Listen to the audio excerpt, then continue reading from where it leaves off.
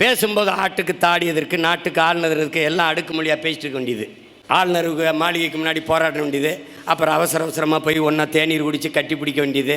அப்புறம் கொஞ்சம் குழா வேண்டியது. அவர் புதுசாக இந்த கும்பகோணத்தில் பதவியேற்ற நம்ம செழியன்னு சொல்கிறாப்புல, ஆளுநரோட மோதல் போக்கை கடைப்பிடிக்க வேண்டாம் என்று முதல்வர் எங்களுக்கு அறிவுறுத்தி இருக்கிறார்.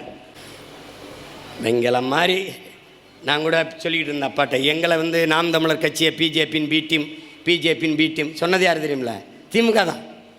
ஏன் நாங்கள் பி டீமு?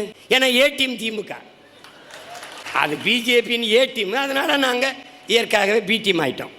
அப்போ ஏ டீம் ஒருத்தன் இருக்கணும்ல, பி டீம் நாங்கன்னா ஏ டீம் யார்? அவங்க தான். அவங்க எப்படி ஓட்டு காப்பாங்கிறீங்க?